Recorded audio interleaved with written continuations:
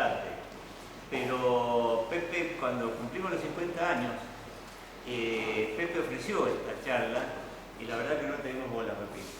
Quedó latente, así es que... ¿Hace falta? Sí. Hay algunos que no ven, pero hay otros que no. Estamos todos sordos. Es para ver. Tenemos el equipo logística, audífonos de repuesto. Para algunos necesita audífonos. Hablar por ahí que no se te escuche. ¿Por acá? Hola. Lo cierto es que Pepe nos hizo el ofrecimiento de esta charla, hablar un poco de lo que había sido su vida en la docencia y que son temas que... Acercalo más. ¿Esto? Sí, Por ahí. No sé si tendrá algún regulador. No, más Dale volumen. No. Bueno, la cosa es que nos ofreció esa charla y creo que es un tema de interés para todos.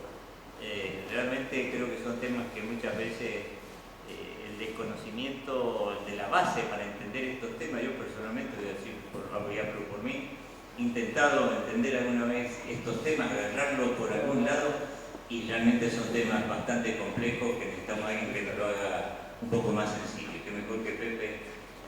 Creo que yo en mi situación están muchos, algunos a lo mejor por la formación de ingeniería, en ingeniería tienen más proximidad a ver este tipo de cosas, porque normalmente te la tratan de explicar con una ecuación matemática, un algoritmo, y ahí sí que ya la razonamos todo. Sí, con más explicaciones. Exactamente.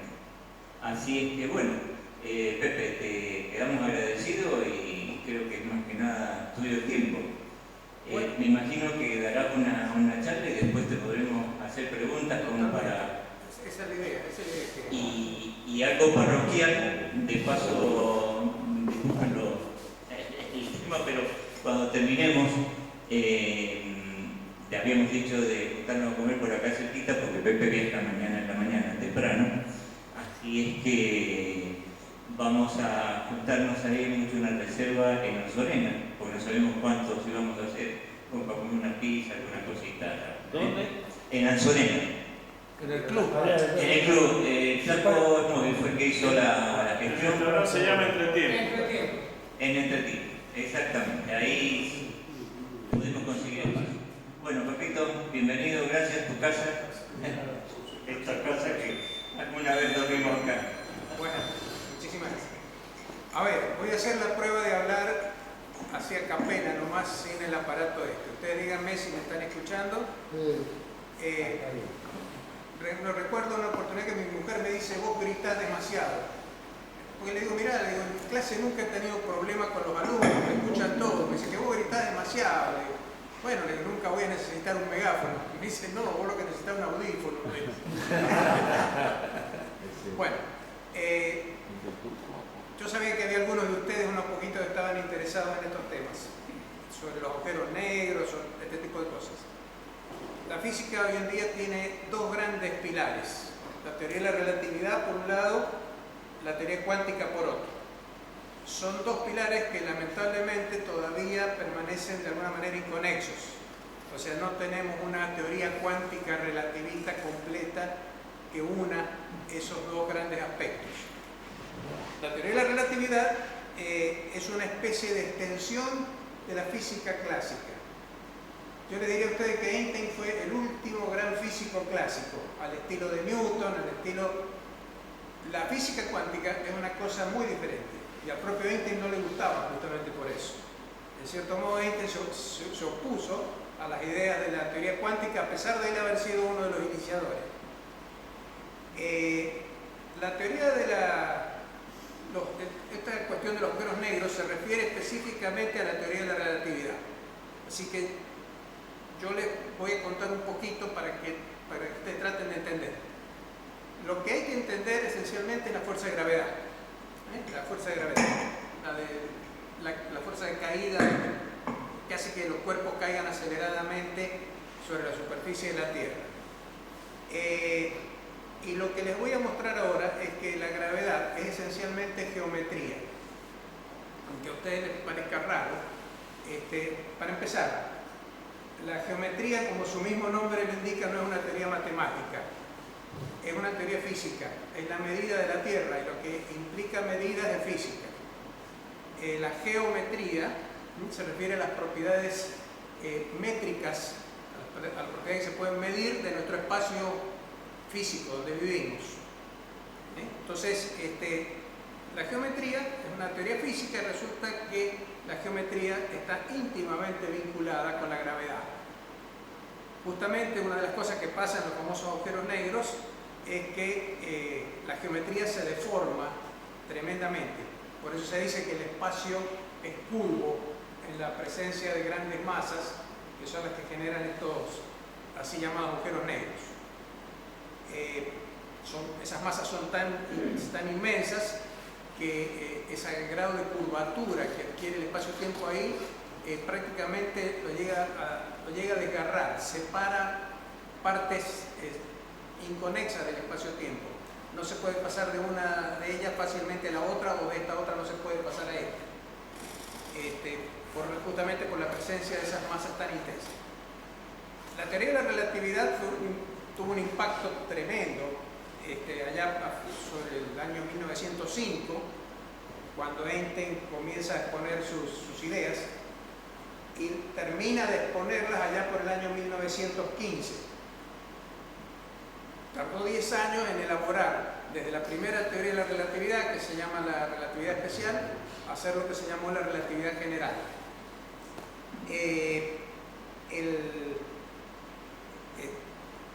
Don Einstein demoró más o menos 10 años en hacer toda esa tarea. Una mente extraordinaria, por supuesto, de esa que probablemente haya pocos en la historia de la humanidad. Si ustedes me piden citar nombres así, les diría Arquímedes en la antigüedad, Newton en la edad moderna y Einstein en la edad contemporánea. Todavía no tenemos ni siquiera gente como Stephen Hawking, no tenemos todavía nadie que haya tenido lo más extraordinario de Einstein, que no es tal vez su inteligencia, que la tenía y enorme, sino la intuición. Era un tipo que intuía hacia dónde tenía que ir y cómo tenía que ver las cosas. Y eso es una de las cosas más difíciles de tener dentro del campo de la ciencia. Porque en ese aspecto la ciencia se parece mucho al arte, requiere inspiración, y eso no es una cosa que sea común, digamos. Yo les voy a hablar ahora un poquito. Arriba hay una frase que dice: no entre aquí quien no sepa geometría. Eso lo tenía escrito Platón en la puerta de la academia. La academia era la casa de su amigo Academo, que se le había prestado para que él diera clases, Platón. Y Platón tenía como requerimiento, porque él tenía una muy fuerte influencia de los pitagóricos. Acuérdense los famosos 5 sólidos platónicos: el tetraedro, el cubo, el octaedro, los poliedros regulares, se llaman los sólidos platónicos, porque él fue el primero que los señaló claramente en sus obras. Y Platón tenía escrito eso: no entre aquí quien no sepa geometría, porque él presuponía que no se podía hacer filosofía si no se sabía previamente geometría, aritmética, conocer la teoría de los números. Bueno, la teoría de la relatividad general, la teoría de la gravitación, tiene mucho que ver con eso. Ustedes ven acá escrito arriba, dice el tensor métrico. ¿Qué es un tensor? Ustedes no se preocupen por eso, es nada más que una matriz, tampoco se preocupen por eso. ¿Qué es una matriz? Es un cuadro de números, ¿no? Un cuadro de 4 filas por 4 columnas o 3 filas por 3 columnas, donde van numeritos en cada uno de los lugares correspondientes. Eso es lo que se conoce en matemática como una matriz. Y hay en geometría una matriz que es muy importante, que se llama el tensor métrico. Y lo que yo he hecho acá, estos son viejos apuntes que yo he tenido, que mis alumnos los pusieron en un PDF con las viejas transparencias que yo usaba. Bueno, todavía están usables. Algún día tal vez tendría que ponerme a escribir esto con un texto bien hecho. Allá arriba ustedes ven el teorema de Pitágoras. Creo que ya todo el mundo lo debe haber reconocido. El triangulito rectángulo, ese que está más arriba, con dos laditos que dicen dx y dy. A ver, x e y son x, la coordenada horizontal, y la coordenada vertical, esos ejes que están dibujados ahí. y la D significa diferencia de dos valores de X. Entonces por eso se llama dx a ese ladito. Para los que saben, ¿quiénes son ingenieros acá? A ver, che, levanten la mano. Bueno, esos son los diferenciales de las coordenadas y el diferencial de R es el vector diferencial de desplazamiento en el espacio. Eso es lo que está dibujadito. El teorema de Pitágoras dice cómo se calcula el larguito del vector de desplazamiento, ese diferencial, se llama ahí diferencial de ese, conociendo las variaciones de las coordenadas, con el diferencial de X y el diferencial de Y. El teorema de Pitágoras dice que el cuadrado de la hipotenusa, el diferencial de ese cuadrado, es igual a la suma de los cuadrados de los catetos. El diferencial de X y el diferencial de Y.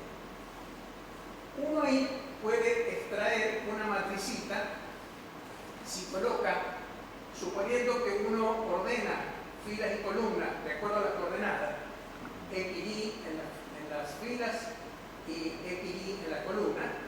Entonces, donde va XX, que sería X cuadrado, uno se mira la formulita de Pitágoras y ve que X cuadrado tiene un 1 adelante. Entonces, donde va XX, uno pone un 1. Donde aparece I por I, que es el diferencial de I cuadrado, pone un 1 también abajo, donde está I por I. Y donde está X por Y e Y por X, como no aparece en la fórmula, no aparece el producto de dx por dy, se pone 0. Entonces aparece ese cuadrito que está ahí.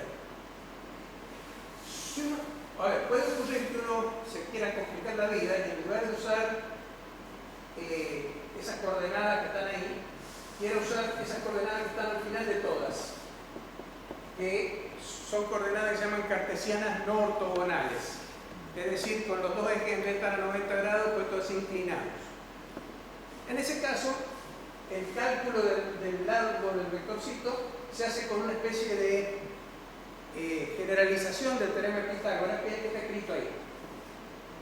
Diferencial de ese cuadrado igual a dx cuadrado más 2 veces el coseno de dx por dy. Ahí aparece el producto de dx por dy.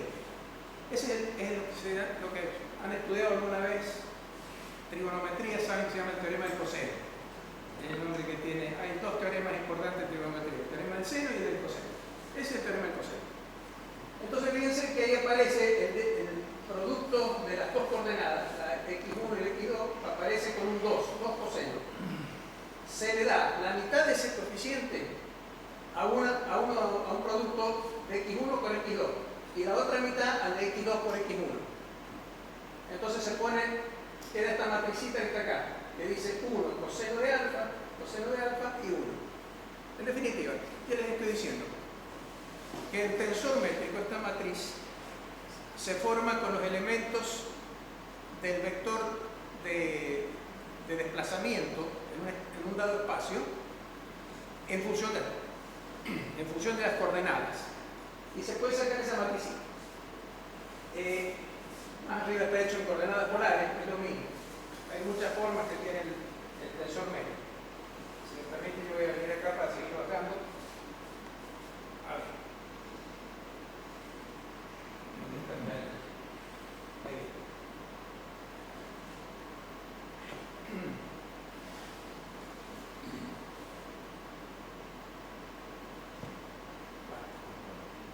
Fíjense, ahí he puesto también el teorema de Pitágoras en 3 dimensiones. ¿Ven? Cuando hay 3 ejes, el espacio. Este espacio tridimensional en que vivimos, ahí se llama la matriz métrica, el tensor métrico, tiene unos en la diagonal y ceros porque no hay coordenadas cruzadas. Ahora, uno puede también definir, así como uno puede definir el teorema de Pitágoras en el plano, también puede fijarse en lo que pasa sobre la superficie de una esfera.